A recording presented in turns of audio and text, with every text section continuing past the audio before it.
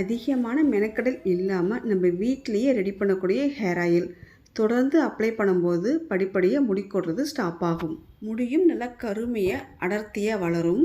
முடி வளர்ச்சியை தூண்டக்கூடிய இன்ஃப்யூஸ்டு ஹேர் ஆயில் ரெடி பண்ணுறதுக்கு ஒரு பாட்டிலில் கருஞ்சீரகம், கார்போக அரிசி, வெந்தயம், ரோஸ்மெரி, ஜடாமன்சி, வேம்பாலம்பட்டை, காய வச்ச நெல்லிக்காய், இது எல்லாமே நாட்டு மருந்து கடையில் கிடைக்கும். கூடவே காய வச்ச மருதாணி இலை, கருவேப்பிலை, வேப்ப இலை, வெற்றிலை, இன்னும் வேறு ஏதாவது காய்ந்த ஹெர்ப்ஸ் கிடைச்சாலும் சேர்த்துக்கலாம். இது கூடவே காய்ந்த ஆவாரம்பூ, செம்பருத்திப்பூ, ரோஸ் பெட்டல்ஸ், வெட்டிவேர் இதெல்லாம் சேர்க்கறதுனால இந்த ஹேர் ஆயில் தடவும் போது நல்லா வாசமாக இருக்கும். இந்த மாதிரி ஒரு தடவை ரெடி பண்ணோம்னா 6 மாதம் வரைக்கும் தாராளமாக யூஸ் பண்ணிக்கலாம். யூஸ் பண்ண எண்ணெயை மட்டும் ரீஃபில் பண்ணாலே போதும்.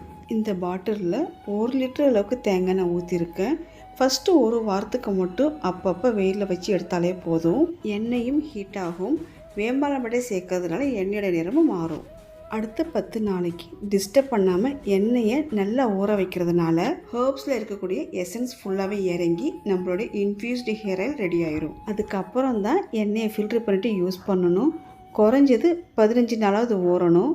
எண்ணெய் தீர ரீஃபில் பண்ணிவிட்டு அப்பப்போ வெயில் வச்சு எடுத்தாலே போதும்.